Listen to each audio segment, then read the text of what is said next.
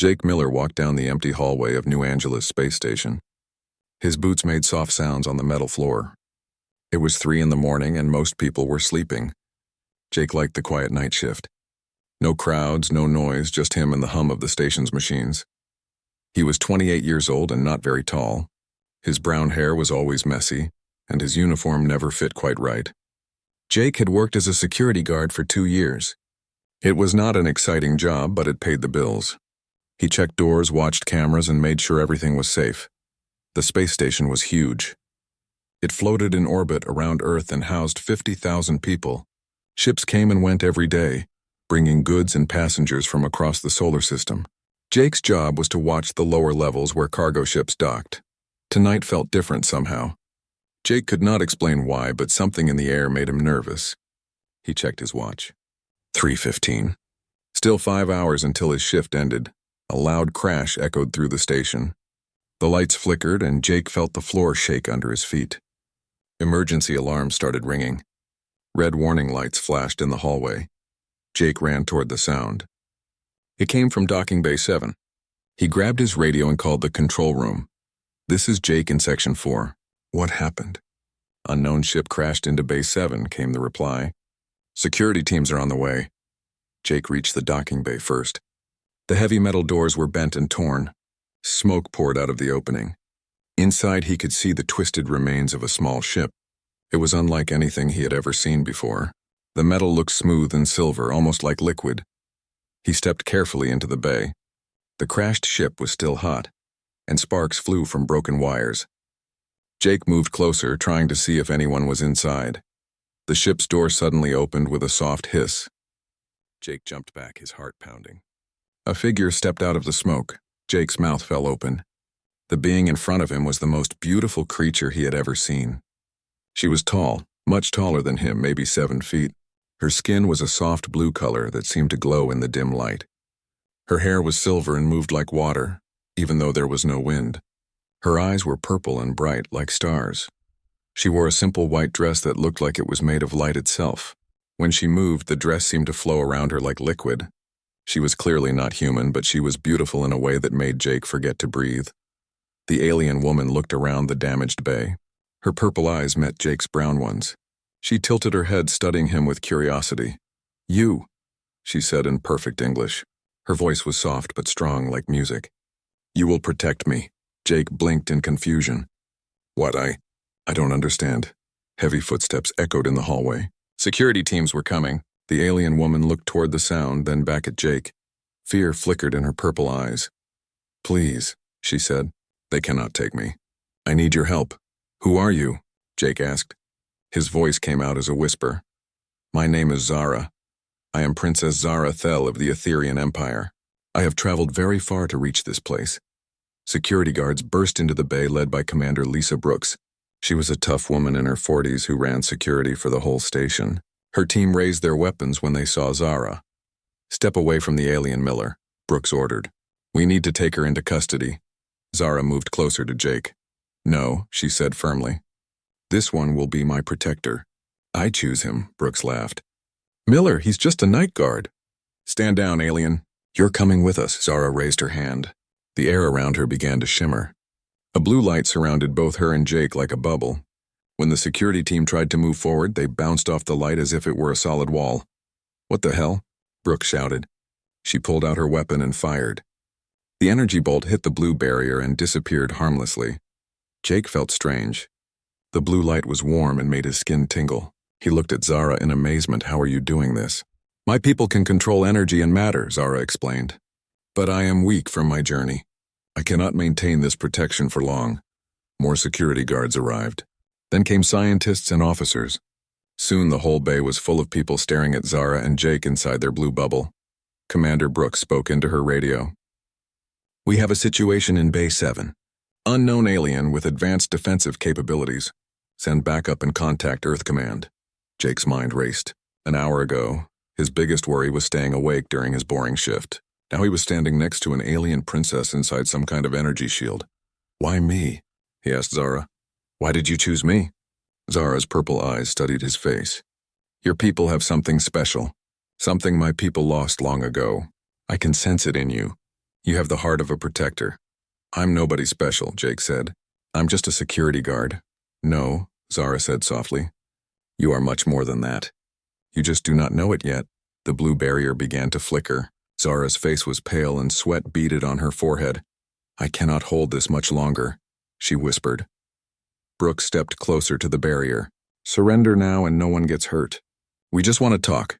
Jake looked at Zara's frightened face. Something deep inside him stirred. He had always been the kind of person who helped others. When he was a kid, he protected smaller children from bullies. In school, he stood up for students who were picked on. It was just who he was. Now, looking at this beautiful, scared alien woman, that same feeling rose up inside him. She needed help, and she had asked for his protection. He might be just a night guard, but he would not let them take her if she did not want to go. What do you need me to do? He asked quietly. Zara smiled for the first time since leaving her ship. Just stay close to me. Your presence makes me stronger somehow. The barrier flickered again and went out. Security guards rushed forward, but Jake stepped in front of Zara. Wait, he said, holding up his hands. Let's talk about this. Brooks shook her head. Move aside, Miller. You're in way over your head. Jake stood his ground. Something had changed inside him when Zara chose him as her protector. He felt different, stronger somehow. For the first time in his life, he had a purpose that mattered. She's asking for protection, Jake said. Maybe we should listen to what she has to say before we lock her up. Zara placed her hand on Jake's shoulder. The touch sent warmth through his whole body. In that moment, both of their lives changed forever. Jake Miller was no longer just a security guard, and Princess Zarathel of the Etherian Empire was no longer alone in her fight. The real adventure was just beginning. The next few hours passed like a strange dream for Jake.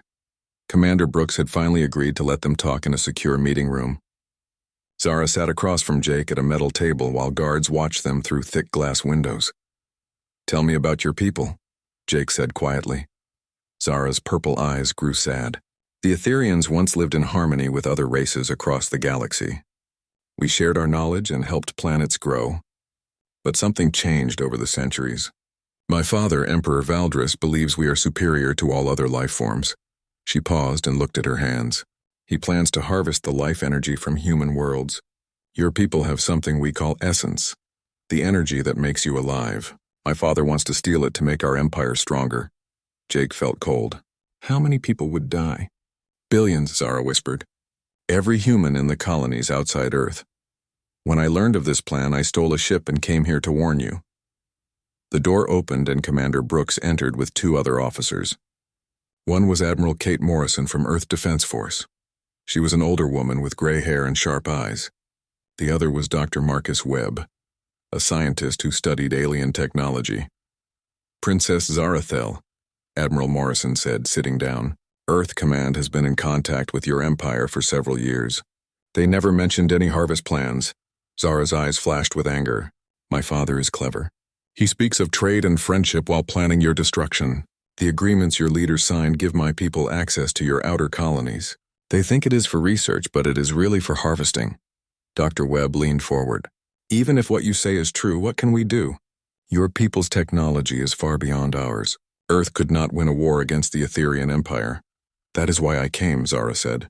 Humans have something my people lost long ago. You can resist our mental powers. Most races fall under Etherian control easily, but humans are different.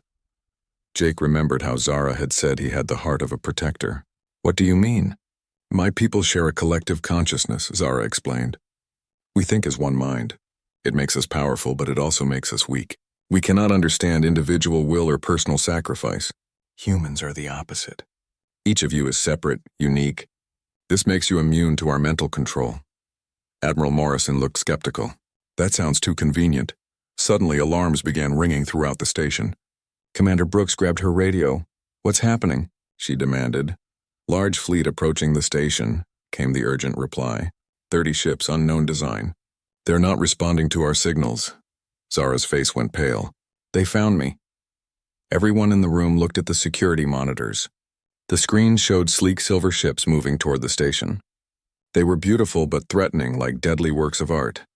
My brother, Prince Veltar, Zara said with fear in her voice. He is a master warrior and completely loyal to my father. He will do anything to bring me back. A new voice came through the station's communication system. It was deep and cold, speaking in perfect English. Humans of this station, I am Prince Veltar of the Etherian Empire. You are harboring my sister, a criminal who has stolen Imperial property. Surrender her immediately and no harm will come to you. Admiral Morrison stood up quickly. How long do we have? Unknown, Brooks replied. Their ships are holding position just outside weapons range. Jake looked at Zara. She was trembling, but not with fear for herself. He will kill everyone on this station if I do not surrender, she said. 50,000 innocent people will die because of me. No, Jake said firmly. We'll find another way. Dr. Webb spoke up. Perhaps we should consider surrendering her. One alien life versus 50,000 human lives seems like an easy choice. Jake stood up so fast his chair fell over. She came here to save us.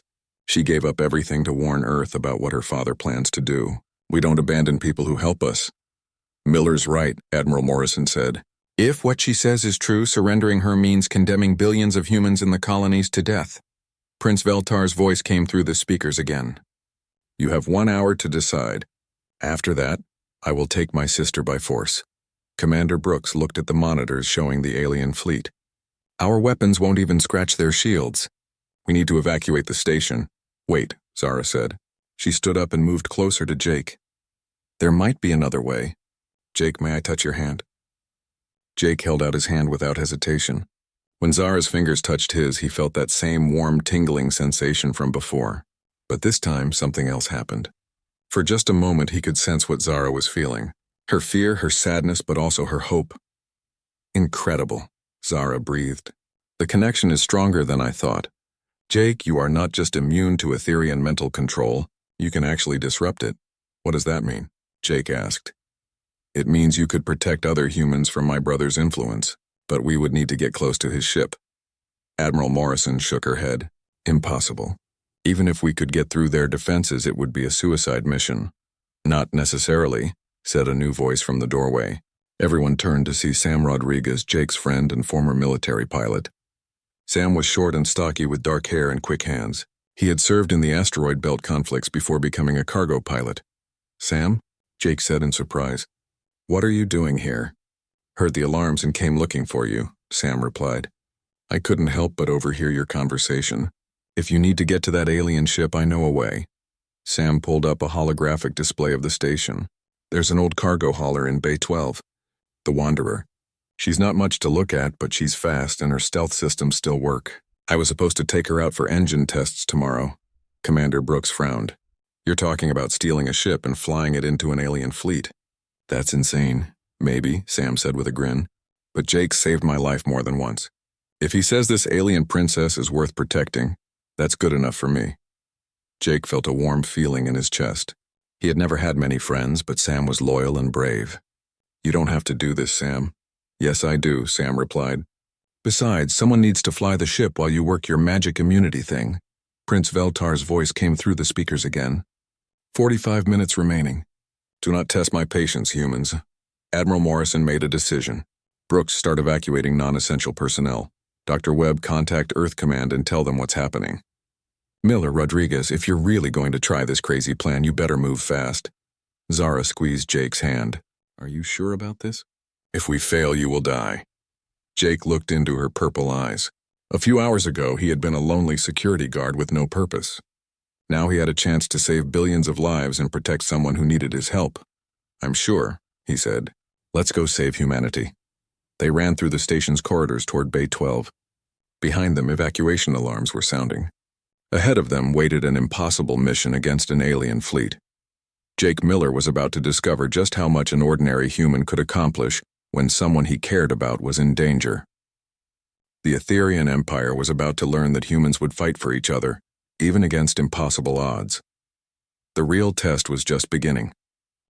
The Wanderer was an old cargo ship that had seen better days. Its hull was scratched and dented, and one of its engines made a strange whistling sound. But Sam was right, it was fast, and its stealth systems worked. Jake, Zara, and Sam climbed aboard quickly. Sam ran to the pilot's seat and started the engines. Jake helped Zara into a passenger seat, then strapped himself in beside her. This is crazy, Jake muttered as the ship lifted off from the docking bay. Crazy plans sometimes work best, Sam called from the pilot's seat. Hold on. We're about to see if 30 minutes of flight school was enough to get us past an alien fleet. The Wanderer slipped out of the space station quietly. Sam activated the stealth systems, making them nearly invisible to sensors. Through the viewports, Jake could see the Etherian ships. They were beautiful and terrifying at the same time. "Which one is your brother's ship?" Jake asked Zara.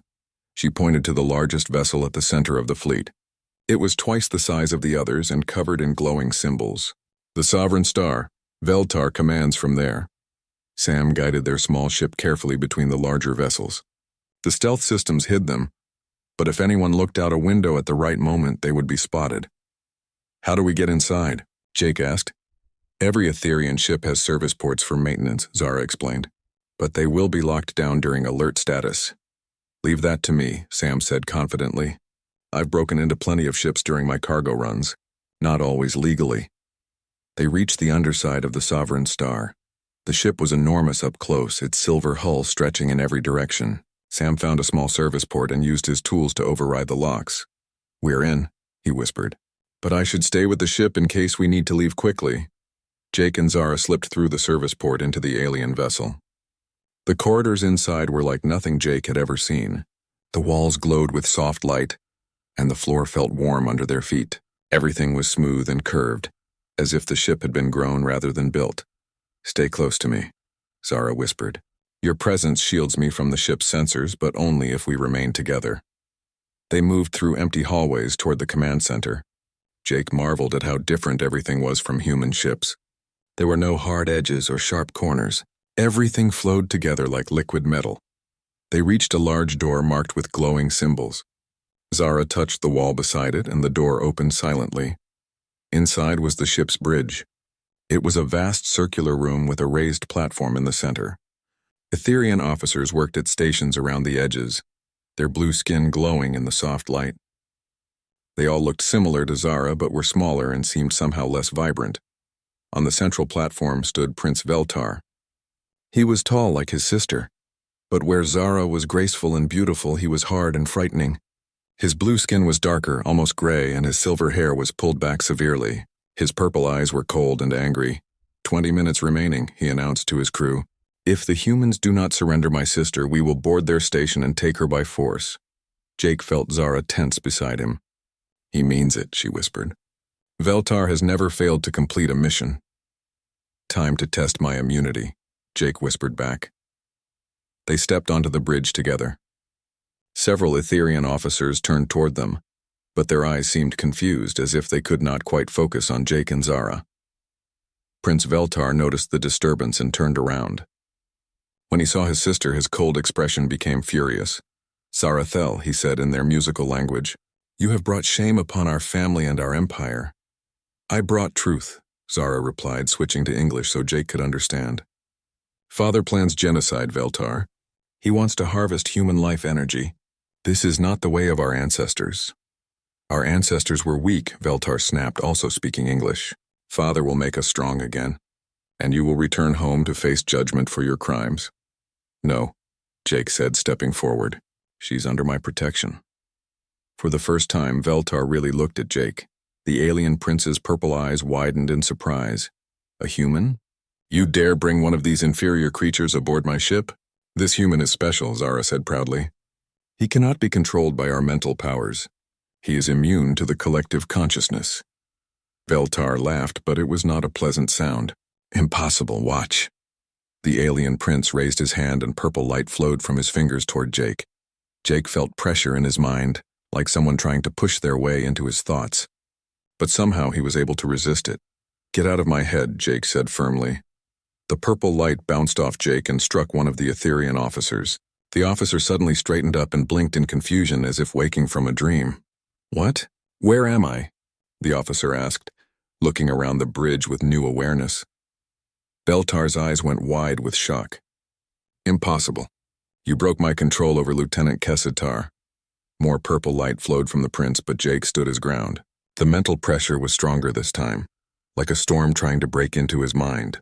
But Jake thought about why he was there, to protect Zara and save innocent people. His determination formed a wall that the alien prince could not break through. The reflected mental energy spread across the bridge. One by one, The Etherian officers began to wake up from their collective trance. They looked around in confusion and fear. "What have you done?" Veltar roared. "I set them free," Jake said, just like Zara set herself free when she chose to warn Earth.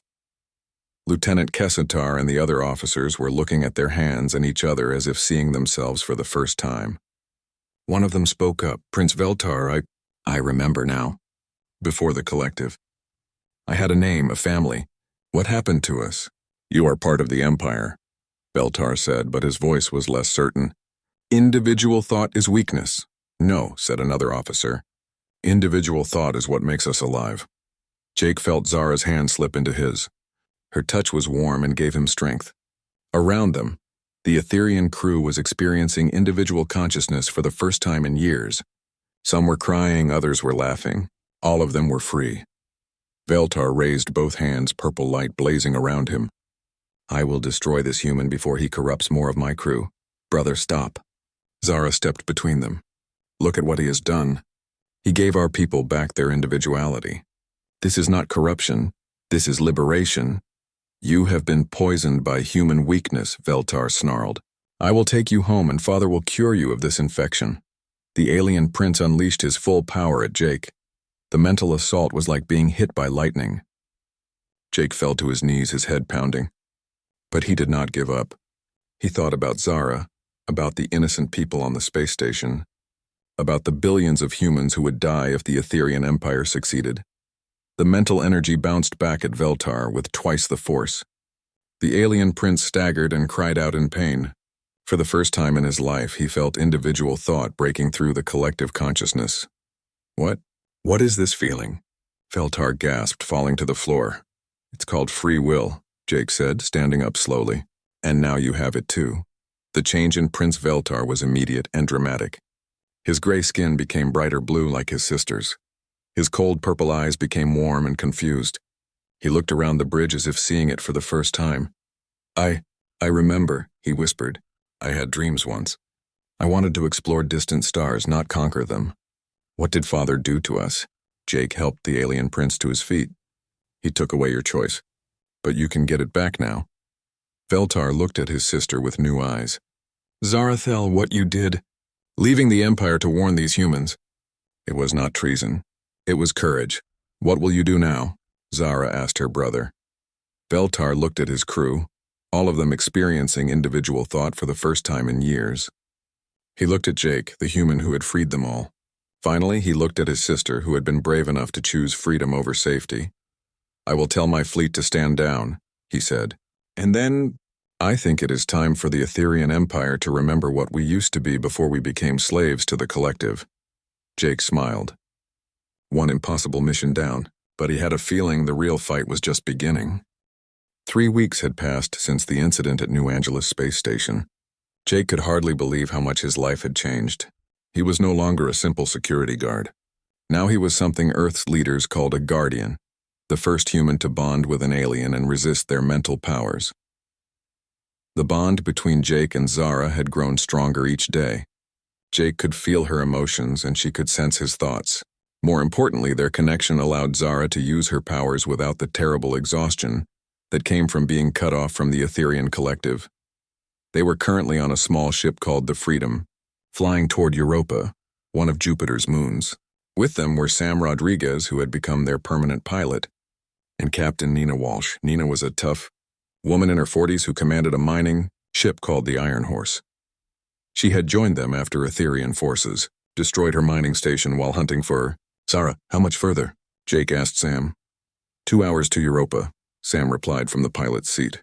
"I just hope this rebel base actually exists." "It exists," Nina said grimly. "General Alex Turner has been fighting the good fight for years. If anyone can help us stop the Etherian Empire, it's him."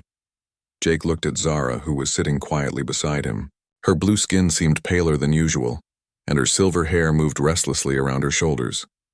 "Are you okay?" he asked softly. "I'm worried," she admitted. "My brother Veltar sent word that our father is very angry about what happened. Emperor Valdris is sending more ships to hunt us. Worse, he has moved up his timeline for the harvest." Jake felt cold. "How long do we have?" "Maybe 6 months before he begins draining the outer colonies," Zara said. We need to reach the Galactic Council and present evidence of his crimes before then. The ship's communication system crackled to life. Unknown vessel, this is Europa Defense Control. State your business, Sam leaned over his microphone. This is Captain Rodriguez aboard the Freedom. We're carrying refugees seeking sanctuary with General Turner. There was a long pause. Then a different voice came through the speakers. Sam Rodriguez? This is Turner. It's been a long time, old friend. Jake was surprised. You know each other? Sam and I served together in the Outer Rim Wars, came Turner's voice. Sam, are you really traveling with the Etherean princess who's been all over the news? That's right, General, Sam replied. She's got information you need to hear. Very well. Follow the guidance beacon to Landing Bay 3, but be warned, if this is some kind of trick, you won't leave Europa alive. An hour later, they were walking through the hidden rebel base built inside Europa's ice caves. The base was larger than Jake had expected, with hundreds of people working on weapons, ships, and communication equipment. General Alex Turner met them in the main hangar. He was a tall man with gray hair and sharp eyes. His uniform was simple but clean, and he carried himself like someone used to command. Princess Zara Thel, he said with a slight bow. Welcome to the Human Liberation Front. We've been waiting for someone like you. Someone like me? Zara asked. Someone from inside the Etherean Empire who could tell us what we're really fighting, Turner explained. We've known for months that something big was coming. Ships disappearing, colonies going dark, strange energy readings from Etherean space. Your arrival confirms our worst fears. Turner led them to a briefing room where maps of the galaxy covered the walls. Red marks showed human colonies, while blue marks showed Etherean territory. Show me, Turner said to Zara. Zara moved to the largest map and began pointing to different colonies. These worlds will be harvested first. The populations are small enough that their disappearance can be explained as equipment failures or natural disasters. Jake watched in horror as Zara marked dozens of worlds. Each mark represented millions of human lives. How does the harvesting work? Turner asked. Large ships called Essence Reapers land on the planet, Zara explained. They use massive energy collectors to drain the life force from every living thing. The process takes about a week. When it's finished, the planet is dead. No plants, no animals, no people. Just empty rock. Turner's face grew hard. And your father believes this is acceptable? He believes humans are inferior beings, Zara said sadly. To him, you are just animals to be harvested for energy. The Etherean collective consciousness does not understand concepts like individual life or personal freedom. But you do, Jake said, taking her hand. And so does your brother now. Yes, Zara smiled. Thanks to you, Jake. Your immunity to our mental control is spreading to other Ethereans. Feltar has already freed dozens of his crew members. Some are beginning to question the Empire's actions.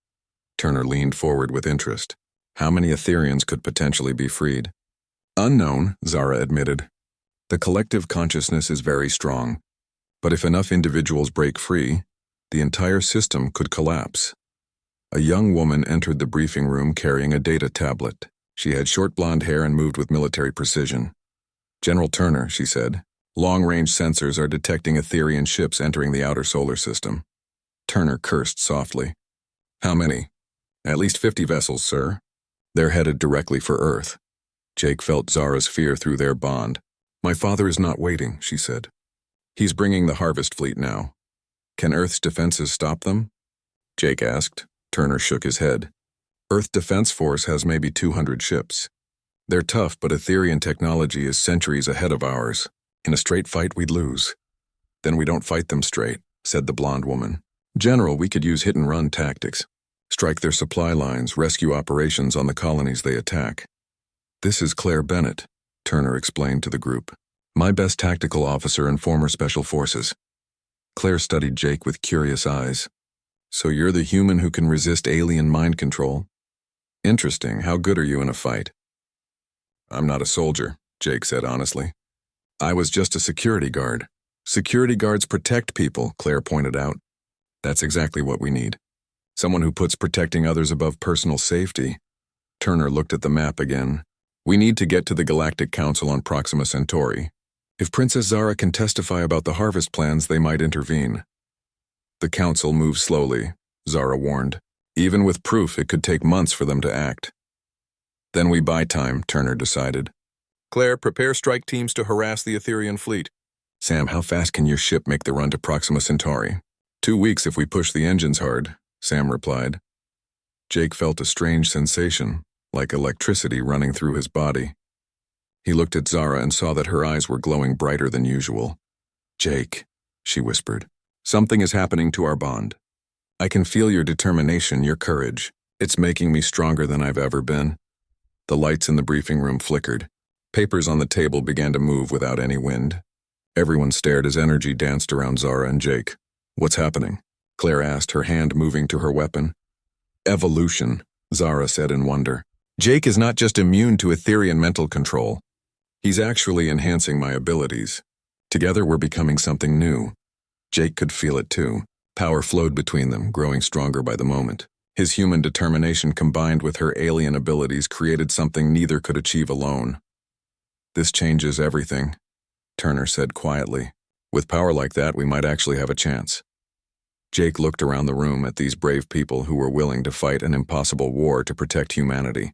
Sam, his loyal friend, Nina, the tough captain who had lost everything to the Etherian Empire, Claire, the soldier ready to risk her life for others, General Turner, the leader who refused to give up hope, and Zara, the alien princess who had sacrificed her own people to save his. Then let's go save the galaxy, Jake said. The bond between him and Zara pulsed with new power. Whatever was happening to them, Jake knew one thing for certain. Humanity would not go quietly into the dark. They would fight and they would win. The real war was about to begin. The journey to the Etherian homeworld took 2 months. During that time, Jake learned that the bond between him and Zara was changing him in ways no one had expected. His hair had begun to show silver streaks, and his eyes sometimes glowed with a faint purple light. Dr. Webb, who had joined their mission, said Jake's DNA was actually changing. The bond is making you something new, Webb explained during one of his medical examinations. Part human, part something else.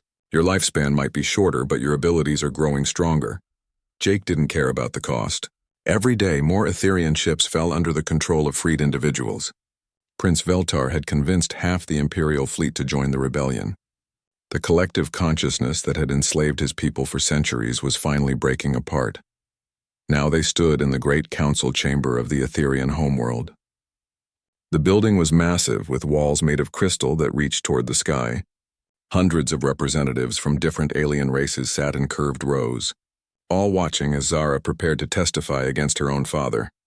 Emperor Valdris sat on a throne made of pure energy at the center of the chamber. He was tall and imposing, with dark blue skin and silver hair that moved like liquid metal. His purple eyes burned with cold anger as he looked at his daughter.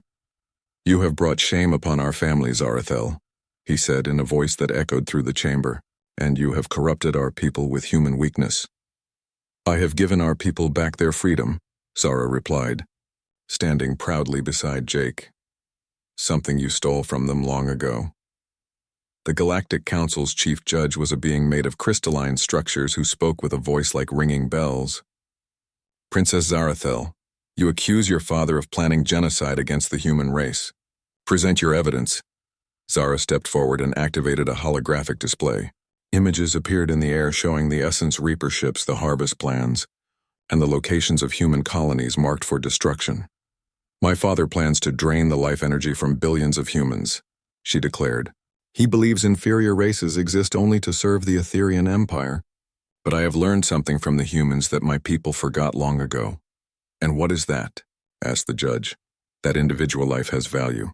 That free will is not weakness but strength. That protecting others, even at personal cost, is what makes a civilization truly great." Emperor Valdris laughed coldly. "My daughter has been infected by human sentiment. The collective consciousness is the perfect form of existence. Individual thought leads only to chaos and suffering." "Does it?" Jake stepped forward. Around the chamber, gasps echoed as the alien representatives saw a human speaking in their most sacred place. "I am Jake Miller," he announced. "I was nobody special, just a security guard on a space station. But when Princess Zara asked for my protection, I chose to help her. Not because I was ordered to, not because of some collective mind, but because it was the right thing to do." Jake felt the familiar tingling as his bond with Zara activated. Purple light began to glow around them both. "This human speaks the truth," said a new voice. Prince Veltar entered the chamber with a group of freed Etherian officers. "I was once loyal to the collective, but this human showed me what we had lost. Individual thought, personal choice, the willingness to sacrifice for others." Emperor Valdris rose from his throne, energy crackling around him. "Enough! I will not let human weakness destroy our empire." The Emperor unleashed his full power at Jake. Mental force like a hurricane slammed into Jake's mind, trying to break his will and crush his individuality. But Jake had grown stronger during their journey. The bond with Zara had changed him, and his human determination had become something incredible. The mental attack bounced off Jake and spread throughout the chamber. Suddenly, every Etherian in the room began to experience individual consciousness for the first time in their lives. Council members, guards, even servants. All of them blinked in confusion as free will awakened in their minds. "What? What is this feeling?" asked one of the Etherian council members. "It's called being yourself," Jake replied. Emperor Valdris staggered, his perfect composure cracking. "Impossible. The collective cannot be broken." "It already has been," Zara said sadly. "Brother by brother, sister by sister, our people are remembering who they used to be. The empire you built on stolen minds is falling apart." Around the chamber, freed Etherians were looking at each other with wonder. Some were crying, others were laughing. All of them were experiencing the joy and terror of individual thought. The crystalline judge rang like a bell. "Emperor Valdris, in light of this new evidence and the transformation we have witnessed, this council finds you guilty of attempted genocide and mental enslavement of your own people. The Etherian Empire is hereby dissolved and your people are free to choose their own path." "No," Valdris roared. "I am the Emperor. The collective is eternal." But his words fell on deaf ears. His own guards had been freed and were no longer obeying his commands. One by one, the Etherian ships in orbit were being taken over by crews who suddenly remembered how to think for themselves. Jake felt exhausted. The effort of freeing so many minds at once had drained him. He swayed on his feet and Zara caught him. "Jake, are you all right?" He looked into her purple eyes and smiled. "I'm fine. Just tired. Did we do it? Did we save everyone?" "You did more than that," Prince Veltar said, approaching them. "You gave an entire species back their souls." 6 months later, Jake stood on the observation deck of the new Guardian Academy on Earth's moon. Through the large windows, he could see ships from dozens of different alien races, docked at the stations surrounding Earth. Representatives from across the galaxy had come to learn about the Guardian bond, the connection between humans and aliens that could break mental control and restore individual freedom. His reflection in the window showed how much he had changed. His hair was now completely silver, and his eyes glowed with permanent purple light. Dr. Webb said he might live only 50 more years instead of a normal human lifespan, but Jake didn't mind. Those years would be spent helping others. "Are you ready for the ceremony?" Zara asked, joining him at the window. She looked beautiful in her simple white dress, her blue skin glowing with happiness. "I think so," Jake replied. "It's still hard to believe I'm about to become Earth's first Guardian ambassador." Through their bond, Jake could sense Zara's pride and love. She had chosen to stay on Earth rather than return to her people, becoming the first Etherian to permanently leave their homeworld. Together they were training a new generation of Guardians, humans who could form protective bonds with alien refugees fleeing oppressive governments. "Earth has become something wonderful," Zara observed. "A sanctuary world where any being can find freedom and protection." Jake nodded, watching as a ship full of escaped slaves from the Korthak Confederation docked at the station. They would be met by human guardians who would help them adjust to life with individual rights and freedoms. "You know what the best part is?" Jake said. "What?" "Every person we save, every being we free, proves the same thing. That the most ordinary individuals can do extraordinary things when they choose to protect others." Zara took his hand, and warmth flowed between them. "You were never ordinary, Jake Miller. You just needed someone to believe in you." Jake smiled. "And you needed someone to believe in free will instead of the collective." "We make a good team," Zara agreed. "The best," Jake said. Through the window, more ships were arriving. Each one carried beings seeking the protection and freedom that Earth now offered. Jake knew there would always be more people to save, more tyrants to stop, more individuals to free from collective control. But he also knew that humanity would be ready. The Guardian program was training hundreds of humans to form protective bonds with aliens. Earth's military was being upgraded with technology freely shared by grateful alien races. Most importantly, the galaxy had learned that sometimes the smallest, most ordinary person could change everything. Jake Miller had started as a nobody security guard working the night shift. Now he was living proof that humanity's greatest strength wasn't technology or warfare. It was the simple willingness to protect others, even at personal cost, and that was exactly the kind of strength the galaxy needed. The ceremony began, and Jake walked forward to accept his new role as Guardian Ambassador. Behind him, Zara followed, no longer a runaway alien princess but his partner in building a better future for all free beings. Together, they had saved the galaxy. Now they would help others learn to save themselves.